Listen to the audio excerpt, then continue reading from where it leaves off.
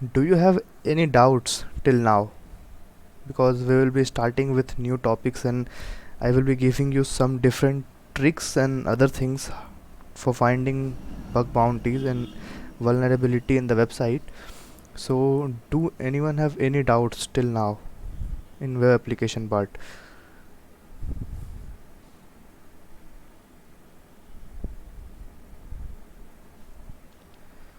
Sir, actually, I had a doubt. I was going through social media, like Twitter.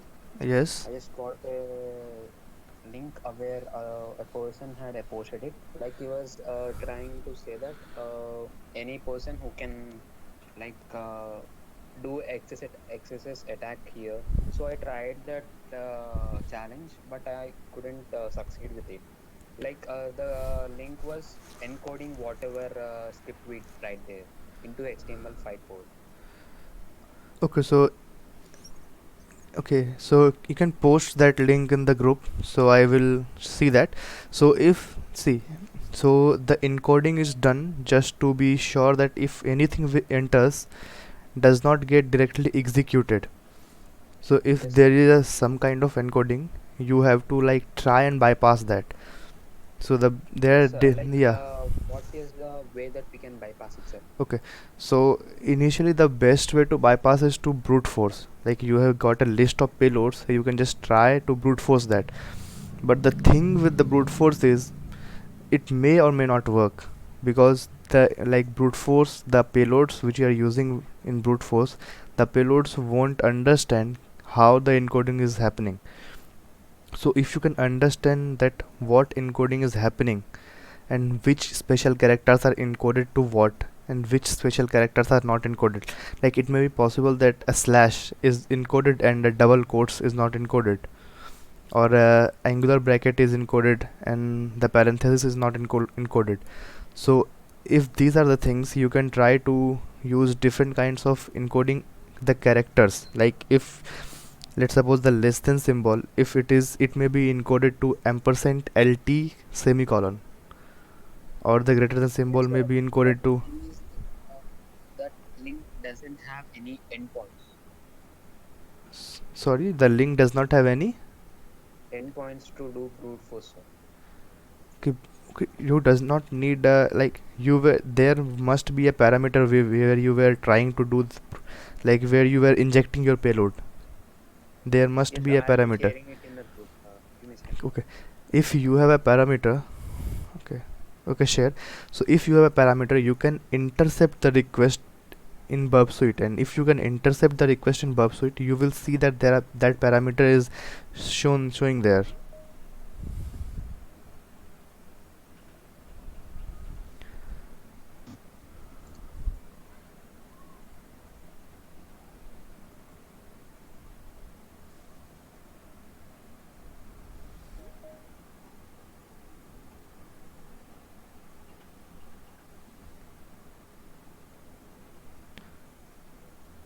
Okay, till now you send the link, I will see. And yeah, someone else has a question, right? Someone else was speaking.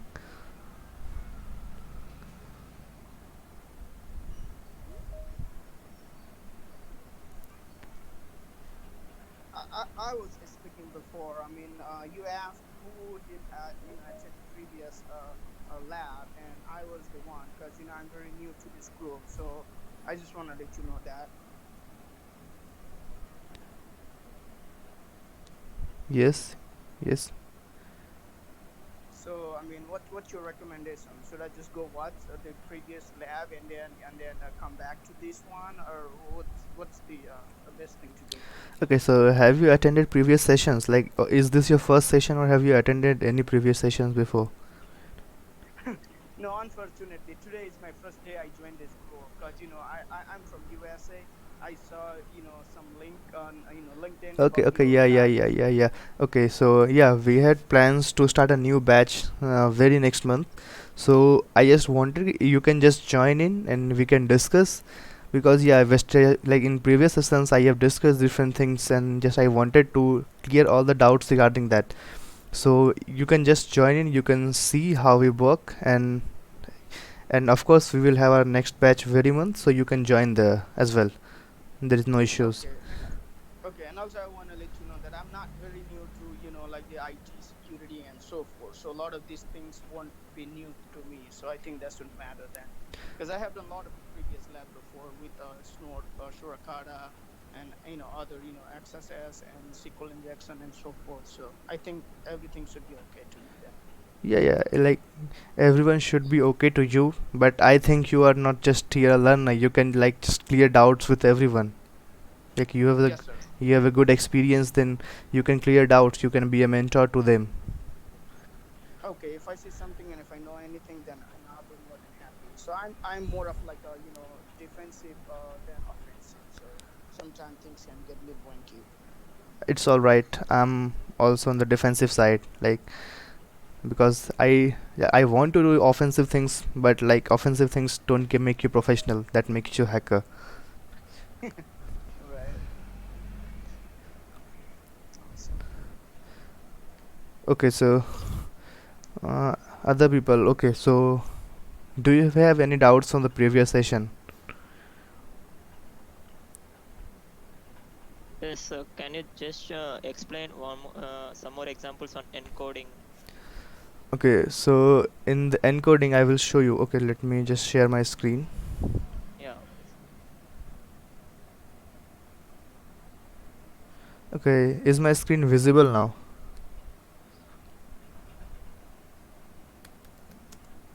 Yes. If you search Google for encoding, you will see different links. So there are many links. If you go to this link, this does the one of the best encodings I have ever seen. So you can put in your scripts or any special character and you will get your encoded part done. Let's see. There are different types of encodings. This type of encoding is only encode unsafe and non-ASCII characters. So this will only encode ASCII characters and nothing else. So if I write my script like just this part, you will see only special characters like greater than and less than symbols are encoded and not the other part. This may be the case with that thing that you were talking about in that link, that they were only encoding the special characters and not encoding anything else. So mostly how firewall also work with these kind of symbols. They block special things, like if there is a script tag in any request, they will most probably block it. So you can try to bypass those firewalls using this thing, but it may be the case like you may not be able to bypass everything because it may be converted to string and it may be not be executed every time you try.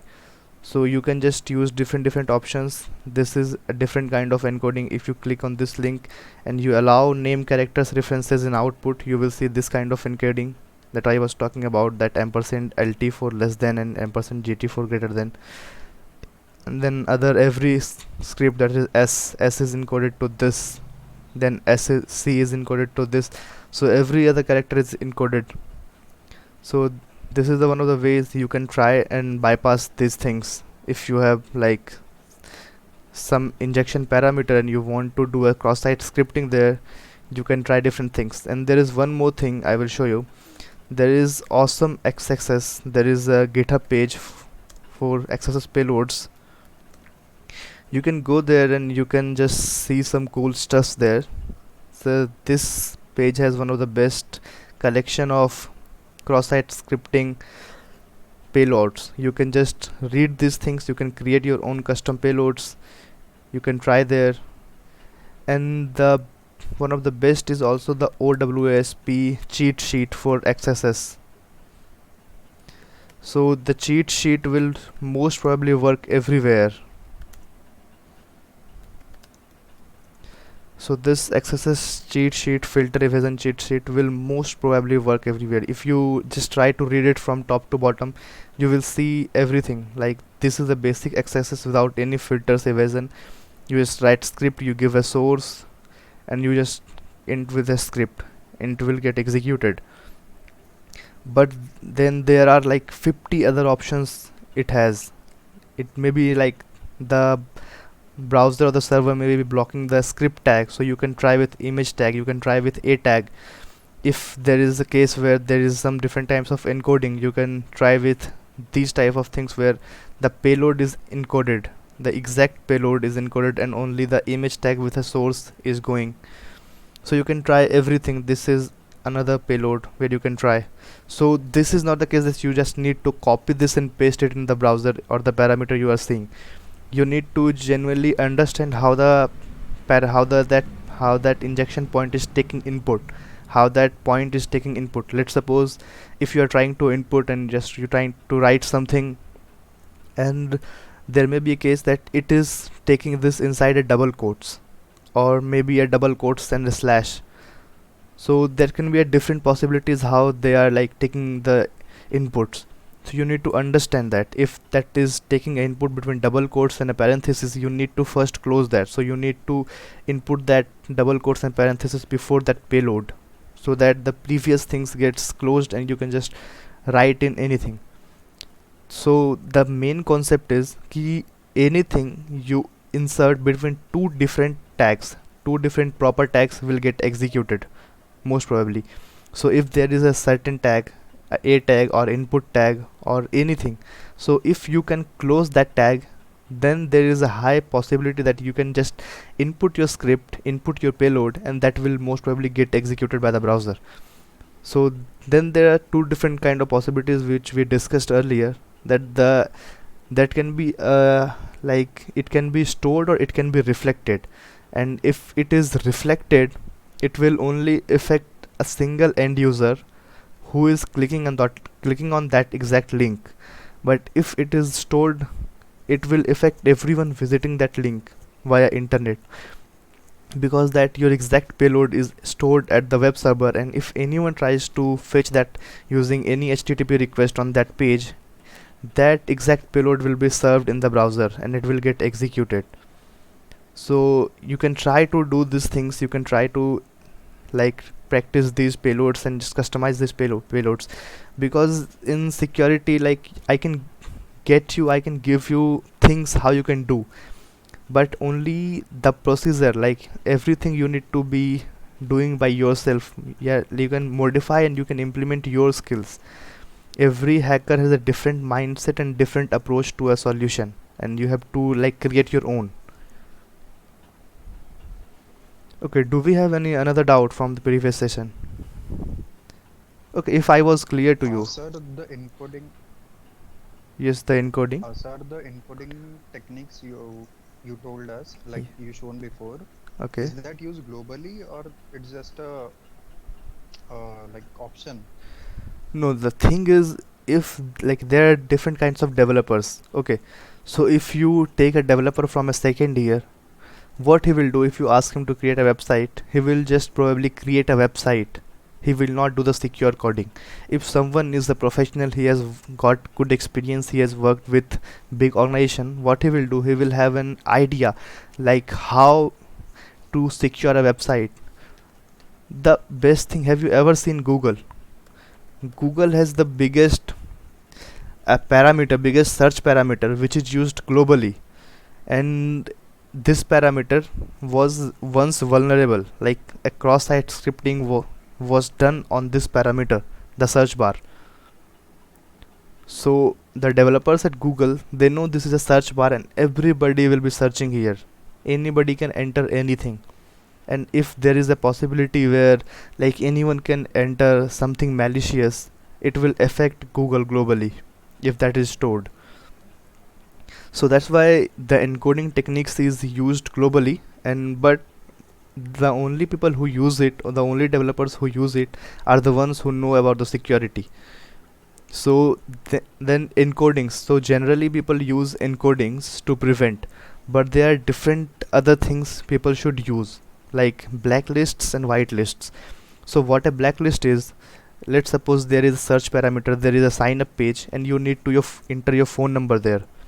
So can a phone number include any characters or special characters like A to Z, or any special characters? No, certainly not. Like phone numbers are only phone numbers can only be formed using the numeric numbers like 0 to 9. So we can use a whitelist that only 0 to 9 should be accepted in that input parameter and nothing else. See, if only 0 to 9 is accepted and rest everything is thrown out, is there any possibility that you will be ever be able to execute your payload there?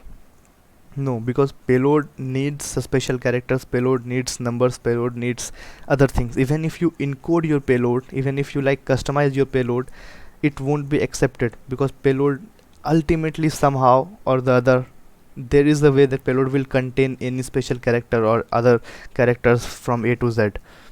So you can use whitelists if you know that only these are the possible inputs there. Like if there is a field for phone number, the only possible inputs are 0 to 9.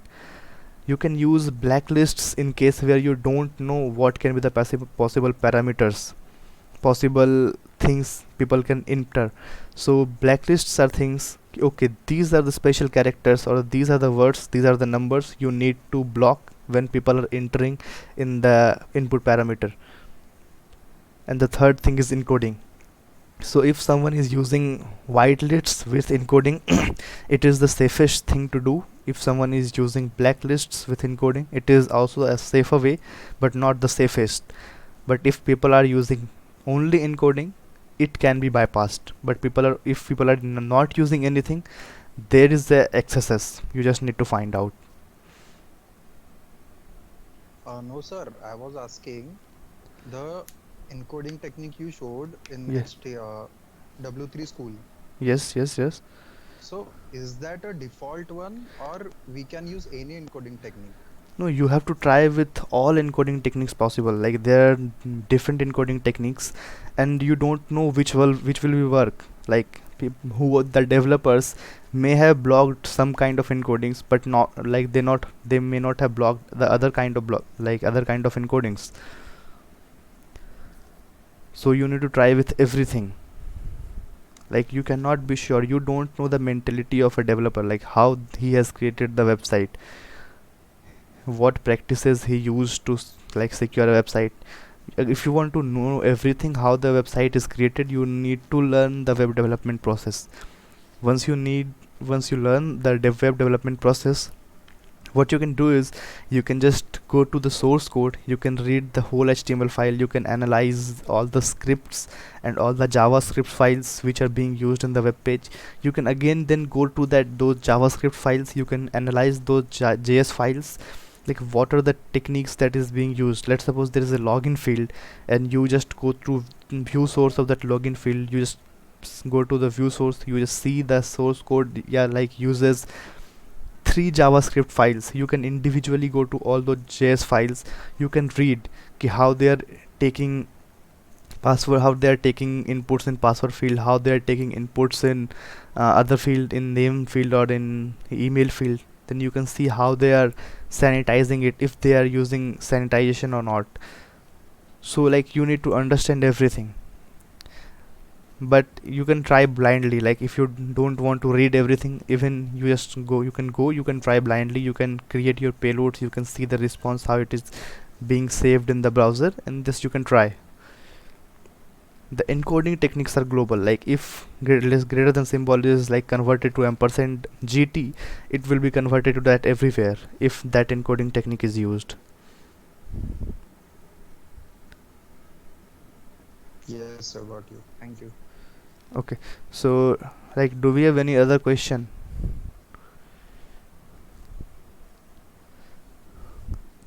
Hello. Yes, hello. Hi, sir. Hi.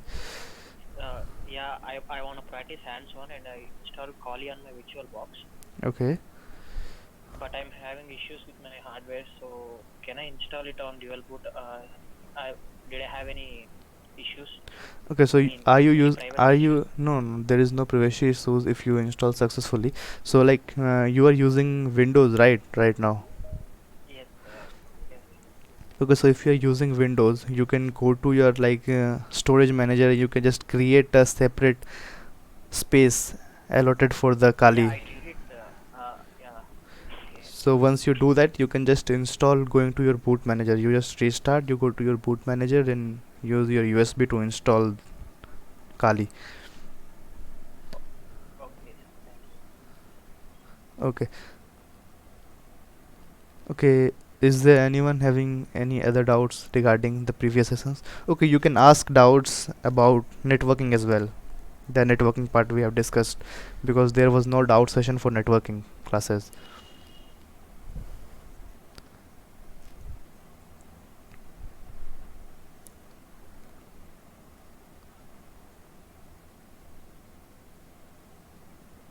Okay, if you don't have any doubts, I should move like with other topics, right?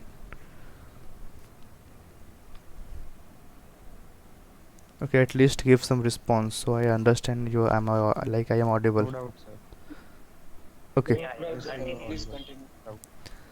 Okay. Yes, sure. Okay, so if you have all have no doubts, should I ask you like whatever I have taught you, should I ask you all? Yes, sir. We'll try our best. Yes, Yes, sir. sir. Okay. So okay. Yes. So we have discussed about cross-site scripting, SQL injections and parameter tampering.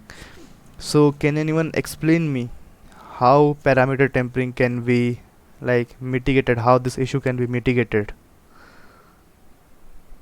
If a certain web application has an issue with the parameter tampering, can anyone tell me how this can be mitigated?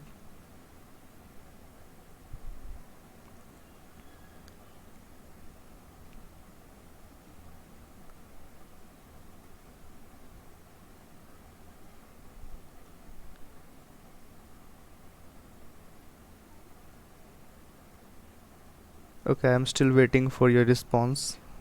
Anyone can try. There is no issue in trying, like you should try at least. You may be right, you may be wrong, but at least you should try.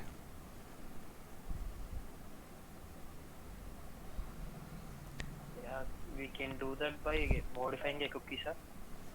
Okay, so how you are planning to do by modifying that cookie? I mean, Let's we can take the cookie from, yeah. okay, I said like let's discuss. If you once we discuss, we can get to know our views and we can just like understand the topic better. So how are you planning to do that with the cookies? Modifying cookies. Uh, you're asking in a real world, sir? I mean, Yes, yes, in real world, like how you can mitigate something, like if there is a product in a e-commerce website and I can like temper the parameter, I can change that price to anything I want. So how do you think yes, it can be yes, sir. mitigated with a cookie? Sir. Yeah, we can change the cookie. I mean, we can change the time, price, like that. Sir, Okay, we can use the hashing technique. okay, so how you are planning to do this with hashing technique? Like we can change the product price with with the hashing, with the hash code. Okay, I am not talking how we can change. I am saying if I can change, how, if you are a developer, how you are going to protect it. Okay. We can cross check against the We can values between request. Sorry, you're like your we can confirm from the server that the amount what that's supposed to be, suppose 100 rupees. If I temper that to 10 rupees and sending it to the server, if I am a developer, I should ensure that the server responses that this is not the amount and it should be 100 rupees. So in that way, can we fix it? yes, right. So this is one of the best ways to fix any issues with like when we can temper a parameter with these things like prices and other things. So if there is like if I have a database, okay, and I have set the price for everything in the database. If there is an e-commerce website, it has a database, it has got all these products, its description, its name, price and everything. So if I am sending I have an HTTP request where the price when I am adding that product to my cart, or maybe when I am adding that product to the payment page, I may see that request, I may get that HTTP request when the price field is being shown, then the price is getting going to the server for verification. So every server is maintaining that thing, every server, every e-commerce website has the database which is being maintained for every product. So it should just cross verify that if someone is asking for this product ID with this session cookie, is that price valid? So the server will respond, no, the actual price is $500, so it will just modify the response. The response will go for 500 and not for the $10. So we can do that. Okay. And sir, how to change it from server? Is there any way? There may be a way, like if there is a vulnerability in the server, you may be able to change it, but it's not like quite simple. It's very rare. Sir, can we do that with SQL injections? I mean, changing the database. It's all depends on the vulnerability. If there is a vulnerability in login field, you may bypass the login field. You may even, let's suppose, dump the hashes of the passwords. You may be able to get the email IDs.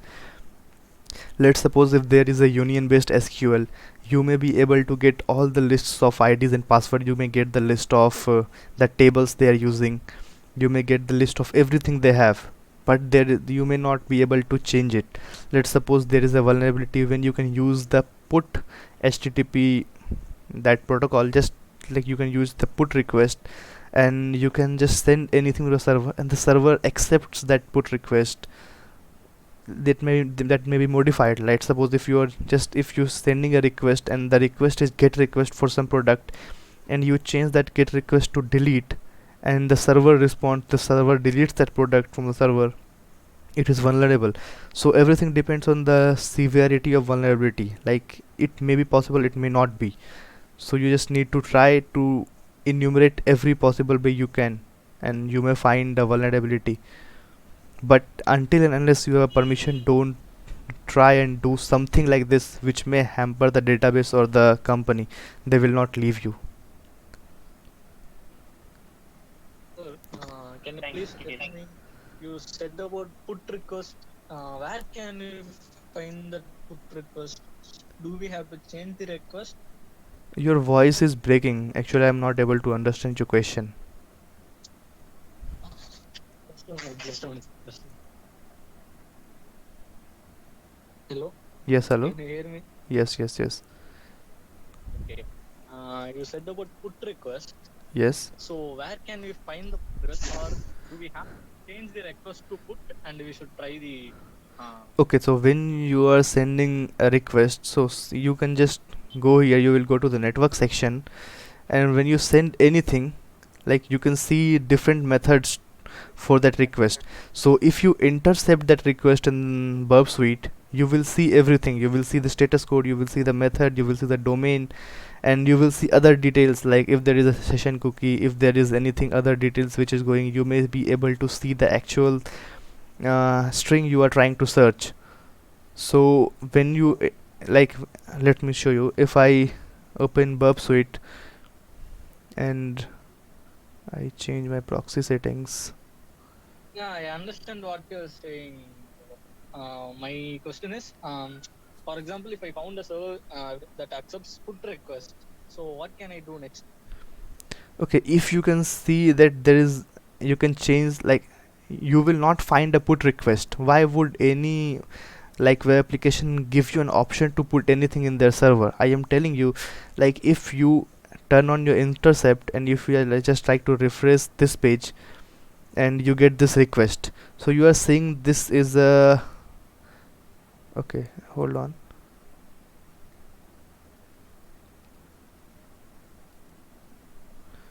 Okay, so you can see this is a post request, right? Yeah. This is a post request. The actual request going is this. They are using HTTP 1.1. The host is google.com, the user agent, referrer, and other details, the session cookie and the session ID, everything. There are like a lot more details. So if you are doing this, okay, so if this is Google, so we should not try here, and neither we will be able to successful. So let's suppose we are trying to buy a product from somewhere in where there is something stored in the database, and there is a post request going to the server for buying that product. What if I change that post request to delete request? Like I can just modify it to delete. Okay, so it's capital. If I change this to delete, and shit, what's happening? Okay, if I change it to delete, it may be possible that the server may delete that. You should not try this delete parameter, like you should not use delete because it may happen somewhere, not everywhere, and the like web application, the owners won't leave you. So let's suppose if you try to do this and the server responds, the server actually like deletes that product from its server. So this is a kind of severe vulnerability. Anyone can just like vanish everything from the database. So I was telling about this, like you can change the parameters, you can change everything. If you send this request to repeater, you can see the response. If I send the request with the delete parameter, what I see is I see the method not allowed. Why the method is not allowed? Because Google has only allowed get and head methods, and the method I am using is delete. So this method is not allowed. But what if our application is not specifically allowed certain methods, and they have allowed all the methods? If they have allowed all the methods, we can try to like bypass that. We can try to use that for our benefit. So this is what I was telling about. You can just change anything in this request. You can add, you can remove, you can change, you can modify, and you can see the response. If you see a response with status code like 200 or 201, 202 or 301, you may be able to like get something from a response. If you are getting a 2xx request, it means the server is processing your request. The server is sending a response in term with respect to your request. Yeah, okay, okay. Okay, so there is one more thing. Let's suppose if I change, if I go here, if I go to any parameter, if I write anything, and if I add a origin, and if I write like About cross, right? Cross origin request for policy. okay, so cross origin resource sharing or this policy is different. Like everything can be used in a different way. If I write origin and if I write anything random data and I send the request, right? So if I send the request, I see this okay method not allowed because I have using delete. So what if like if I use this, I will may see that okay, there is a thing where it is showing that cross origin resource sharing is allowed or may not be allowed. Okay, but what if the exact thing we are like writing here and we can see that thing is somewhere showing in the response? If that thing is somewhere showing in the response, we can go for cross-site scripting. We can leave this part, we can leave the CORS, and we can go for cross-site scripting. If I go here, if I like change, You mean we can do cross-site scripting on origin header? yes, we can do anywhere. If there is a host, the host is google.com, if I change it to like something else, I like anything random.com, anything re, and if that thing is showing somewhere in the response, and yeah, if it is going, yeah, We can try yes, access there. yes, we can try accesses there, because like accesses is not limited to like any parameter. This is a parameter, like anything which is going to the server and server is sending you back a response, that is a parameter. Parameter is not limited to only input fields or the URLs. You can create your own parameters. Like there are different types of requests, and let's suppose there is that request is not present here. So what you can do is you can just write your own request. You can modify anything. You can write here a valid request, not anything random. You can write a valid request, and if that valid request may not be allowed, but if somewhere that is showing in the response, you can try and go for accesses. So it's not limited to any parameter only. Like this is a parameter. Thank you. It was a nice trip. Never heard this before. Okay. So do we have any other question from previous sessions, like in like networking and other things? So, can you help me once? Can you just give a tip of what is HTTP request smuggling? What a HTTP request? Smuggling. That is different thing. Like you can, if you see a request and you just try to modify that request, you can say that it is a HTTP smuggling. Or there is a different thing, like let's suppose you are at a bank server, okay, you are trying to do a payment and you see, okay, let me show you. Okay, so if you see something like the request is something like this, https:// and www.bank.com slash send money to someone send money to this user from like this user. I am just showing you a sample, like this can be in any way. Okay, if you see this, like there is a request if you are trying to send money to someone from your browser, and if you see the request is like this, the URL is like this: https bank.com send money and to this user. Okay, if it is visible, is it visible? Okay, so let's suppose this is like bank.com send money to this user from this user. Okay, so and there may be a parameter like the amount parameter, and it has some value like this. So if you see this, and what you try to do is, okay, you see that okay, this is the thing, and you need to hamper that. What you will do is you will just int, like your friend is sending, this is your friend 344343, this is your friend and this is you, and your friend is trying to send you money. So when your friend try to send you money or send money to anyone else, you see this URL, so you know, okay, so his user ID when he's sending money is this. So what you can do is you can just open your browser, you just type in the same thing, and you just change the send money this to your user ID. Like you write your user ID here and you write the amount whatever you want, and you change this user ID to your user ID, and this is your user ID. So if the bank or if the server responds to this link and sends like money from this bank account to your bank account, this can be called as like HTTP smuggling, because only the user having the session cookie of this authenticated user should be able to process this HTTP request, right?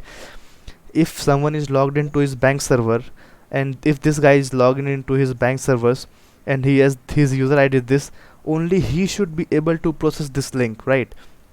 Like if there is an e-commerce website and you see a admin panel, like this is the website and you see an admin panel, so anything after the admin panel like the database or log out or change password should only be available to a person who is like authenticated as an admin. If he has already logged into admin, he should be able to access anything after which comes after this thing.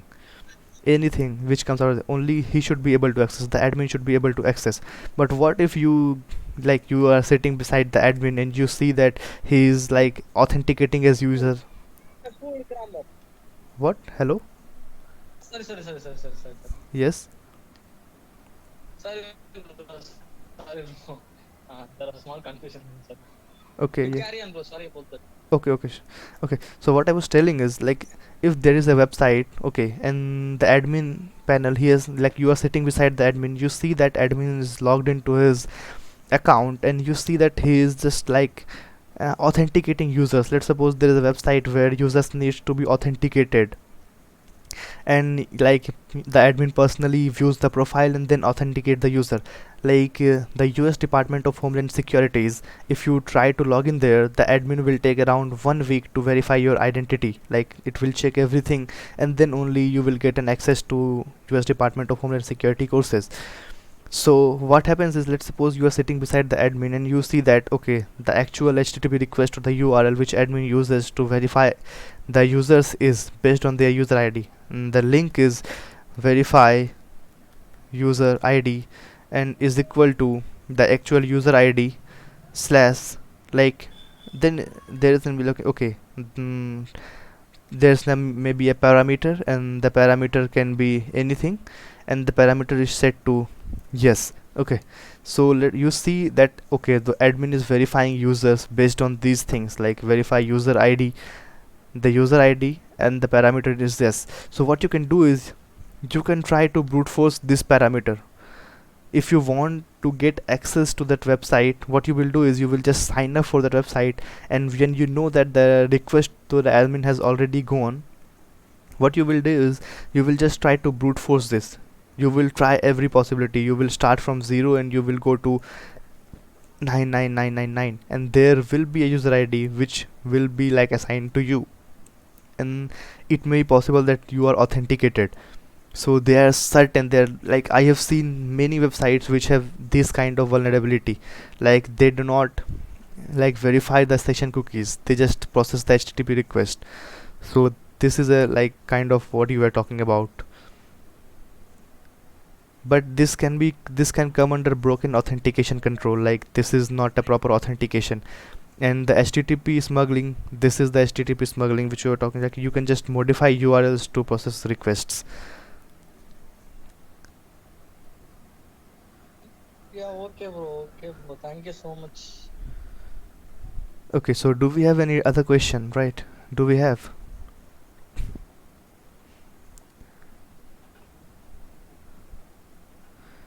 Okay, so there is the one more topic like I wanted to talk about is cross-site request forgery. Okay, so in cross-site request forgery, what happens is a user who is generally not authenticated is able to send a request to the server on behalf of a different user who is already authenticated. What I'm trying to say is, what CSRF is, in CSRF, user and any user is able to send a HTTP request on behalf of someone else, on behalf of some other user who is already authenticated to that website. So the one of the biggest CSRF ever found was in Netflix. Like everyone has one or the other day viewed Netflix. So what happened in Netflix was a user was able to send requests on behalf of any other user with the session cookies, with just the session cookie. So if you go to this if you go to this panel and you go to storage, like you will see a cookies. So you go to cookies, and if you know the cookies of the victim of any other user, so how you can get that? To get the cookies you need to do anything, like you can try cross-site scripting, you can send some malicious links, and if you get the cookies for the Netflix, you just need to modify that cookies. And once you modify that cookies, you can send the requests, like you can add any product to the cart, you can add any movies, you can delete his like payments, and there were many other things which were possible. So this was one of the biggest CSRF cross-site request forgery happened with Netflix. So it is now patched, it was years back. Okay, so this is simple thing, like okay, I will show you some other things with TryHackMe. If anyone is interested, you can just go to this box. This is a very new box, it just came like 2 or 3 days back. tryhackme.com/room OWSP top 10. So in this machine, what is like, you will get list of like multiple tasks, and all the tasks are related to OWSP top 10. What OWSP is, it is Open Web Application Security Project. So you can go to OWSP's website and you can read about every, like not just one, not just two, not just top 10, about every security related thing with happening in the web application. You can go to attacks, and when you go to attacks, you will be able to see like a list of 50 different attacks which can happen on a web application. You can read about anything, you can read about any different attacks, and you can just understand. So the most important part of learning is you should not ever be able to dependent on anyone. If you know if you want to learn something, you just Google it, you just get the best platform, and you just can learn about all the attacks, the targets, related threats. You can like see everything, how this works, the examples, risk factors, description, and you will be able to understand everything. If you don't understand about Burp Suite, just go to Portswigger. If you go to Portswigger, like you will be able to learn everything about the Burp Suite. It has the best documentation because the Portswigger has created everything. You can just go to products, you can go to anywhere, you can go to different links, and you can learn about Burp Suite.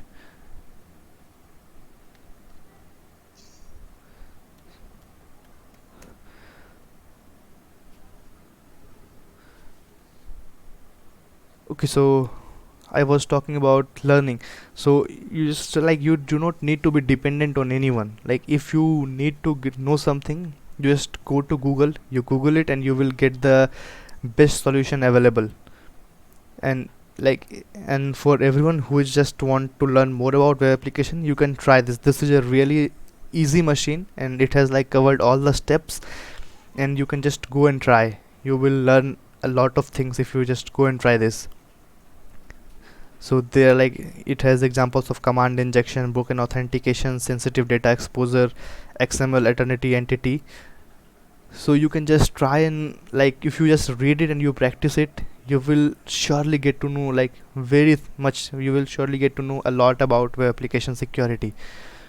And then after, when you finish this, you can just like try to like try to on this website, okay, testphp.vulnweb.com. So you can try on this website. This website has got many flaws. I have found 9 or 10 flaws here, and I have not practiced thoroughly, so you may find even more. And there's one more thing, someone was talking about juice shop in the group, I guess.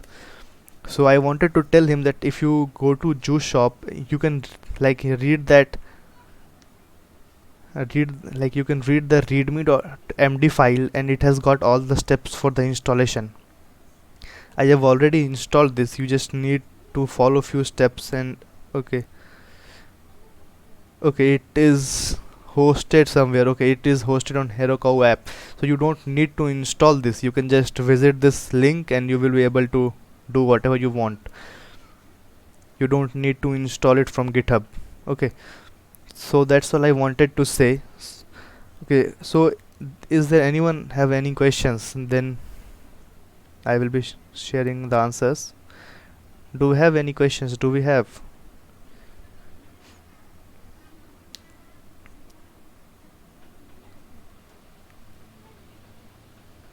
Okay, so I don't think we have any other question. So for today, I think I should be taking a leave, and I will be taking a next session in like 2 or 3 days. So till then, I would just request one thing: practice everywhere. Practice on TryHackMe, practice on like in that lead time or prompt.ml or XSS labs. Read the documentation. Try to like read this. Try to like visit OWSP every day. It has got a very good community, and you can read very much. You can just gain a lot more knowledge about any web application security thing from here. And for a website, Hello, Harshit. Can you hear me? yes, I can hear you. Can you suggest any categories for laptop? I am thinking of buying a laptop. So what should I see actually for RAM or processor, such kind of things? That depends on your requirements, like for what you are like buying your laptop. Like if you want to like I'm you thinking of going for pen testing or bug bounty, such kind of things. okay, if you're going for bug bounty and pen testing, I would suggest you go for a laptop which has a good battery, has SSD, and 8 GB of RAM will be good enough. So because I am not telling you to go for an HDD, because it would be relatively very slow. HDDs are relatively very slow, so you can go for SSD. And that Okay, depends upon your budget. That I depends that upon your doesn't budget. matter. No, that matters a lot. Like SSDs matter a lot. It like improves your speed 10 times. You won't realize the speed, but it improves the speed 10 times. But you may not Okay, get the and I SSDs also want like at lower price. You need to invest something. Yes, what were you saying? And I also wanted to ask that, you are conducting the classes very well, but what are we forwarding to? I mean, are you forwarding to learn, we can learn pen testing or some kind of things, or just, XSS or cross-site scripting, this kind of No, no, individual no, no, things, no. or are we forwarding to pen testing, such kind of things? Okay, what I am trying to do is I am just trying to give you a mindset or mentality of how web application works. Okay, there are 50 different attacks, but I cannot teach you everything, because I even don't know everything. Like nobody knows everything.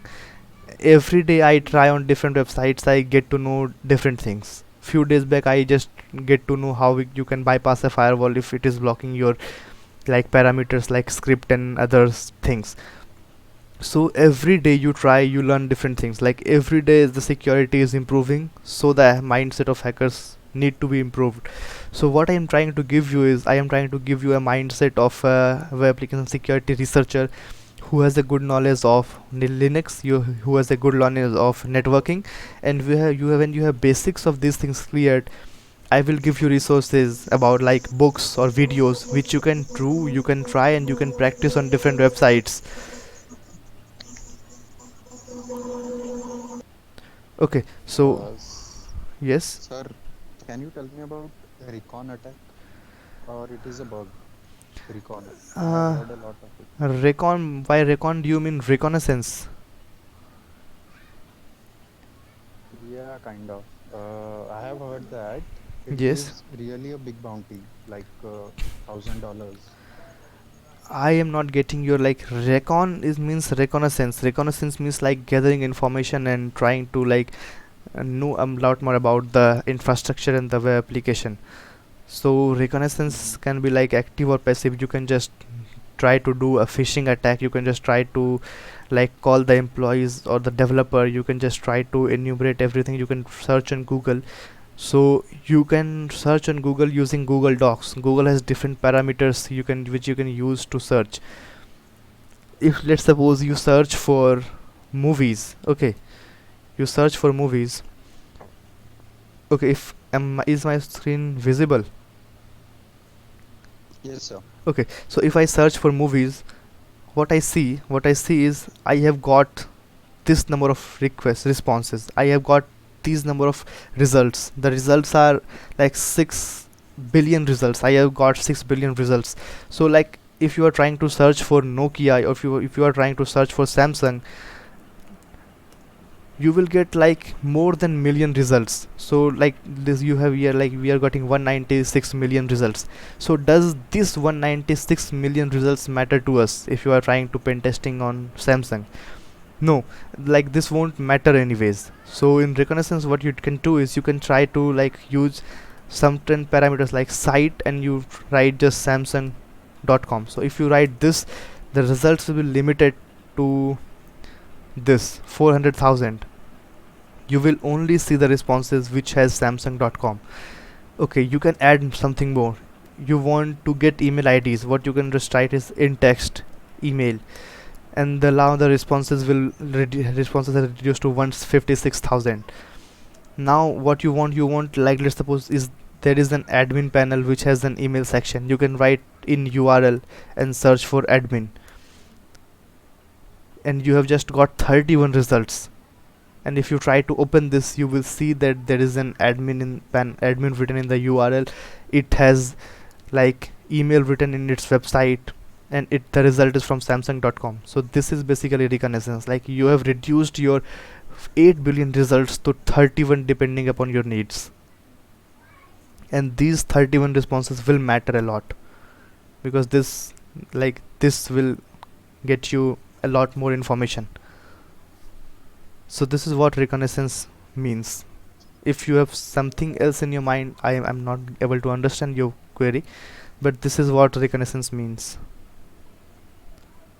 Yes, sir, Uh, got you. Sir, I have one doubt. How can we find the hidden price parameters in the request Like in an e-commerce website? how you can find a hidden, Price parameter. sorry, like if anyone is like getting his question, can you repeat for me?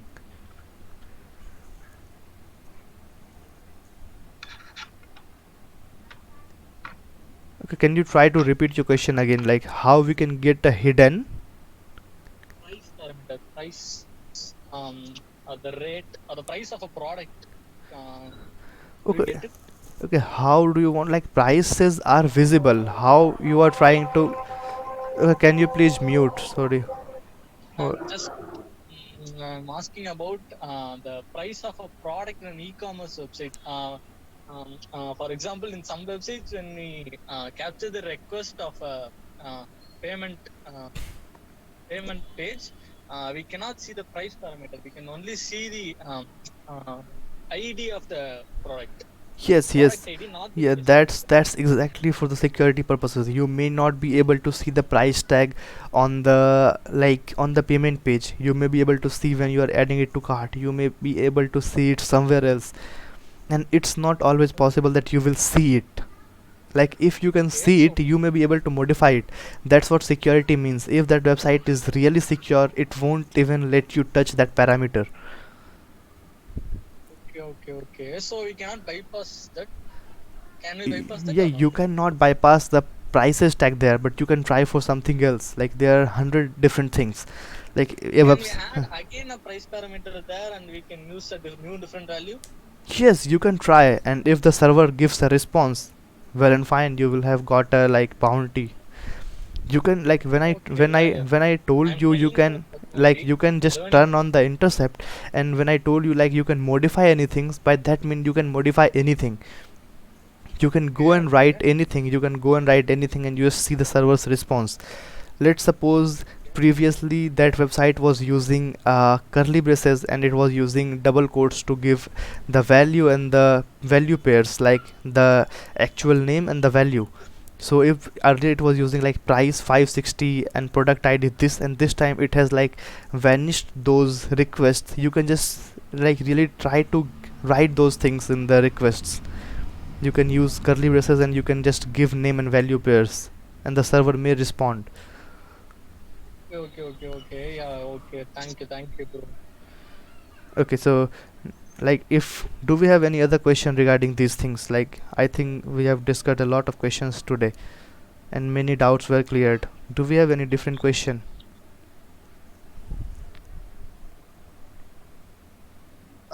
Hey, Harshit, this is not a question, but looks like some guys over here, they're trying to be a pen tester or something like that.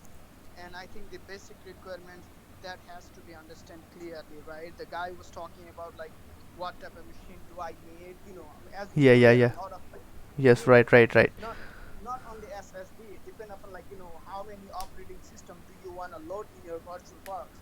That matters Exactly, how many that storage. matters a lot, yes. But if he's trying to go for pen testing, he probably will have a base OS of Kali and Windows, because Windows will come by default. And in Windows or Kali, he can use different virtual machines. But if he is trying to run three or four virtual machines simultaneously, it will ultimately hang. But the requirements depends upon the investment. If you are trying to invest $500, you are not going to get something really good from a product which are offered at $1,000. So I was considering everything in my mind. Right, because when I first started, my top pick OS was Kali Linux, Security Onion, Metasploit, and Samurai web testing. So eventually, I think these people will go through that. So I don't want them to buy something and then they have to buy another one when they reach to that phase. That's why I just brought this up. Okay, no, no, no, no. I will. You can just write these things in the group so that they get to understand better. There are many people who are trying to get a laptop or a machine, and they need to get this clearly understand. They need to understand this thing clearly. If they are investing something, they are investing it for a longer phase. If they are investing it for 5 or 7 years. Right. That's the main thing because I have gone through that and then I don't want other people to go through that. That's why. Right, right, right. It's all right. Thank you for your concerns. Okay, so thank you everyone. I think today's session will be this longer. So let's take a leave, and we will meet someday later, 2 or 3 days later, to discuss different things and different other topics. Thank you so much. It was an awesome session. Thank you, sir. Thank you. Okay, Thank thank you, you. sir. Have a good day. Have a good day too. Thank you so much. I Okay, is do we have a doubt? Someone said a doubt. One more thing, Harshit, from my side. Yes. Can we have a session only for burp suit? The things, all the things you can explain to us, then it will be more clear how much you can, use the burp suit for all type of things. Okay, I will be sharing something in the group in next couple of hours. If anyone is seriously interested in learning Bob Suite like thoroughly every each and every detail, like he or she should go to that. It will help you a lot.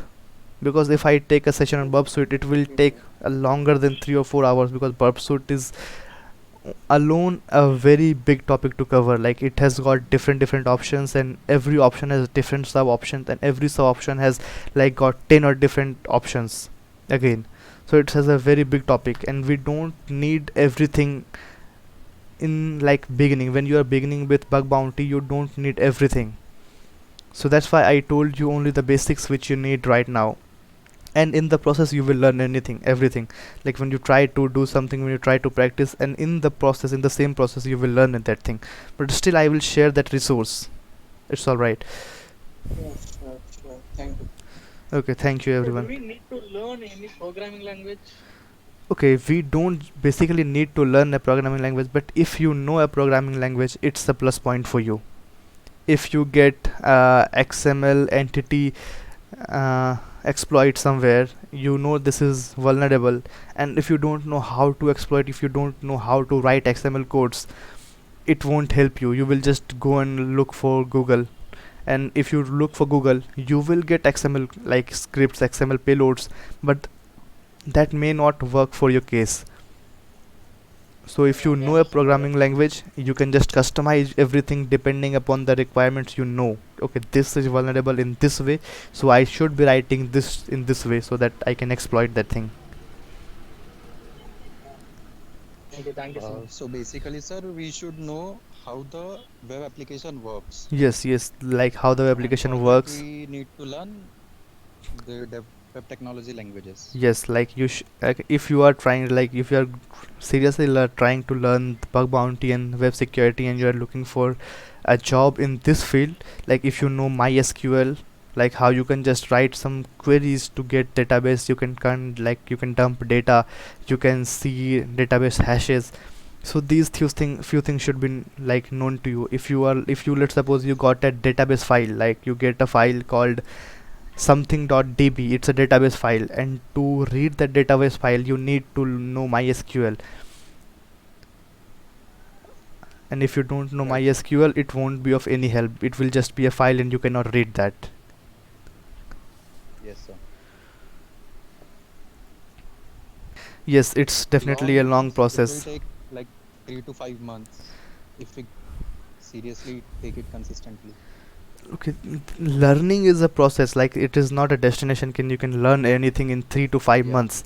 Like every day you try and practice, you will get to know something different. You will get to learn anything.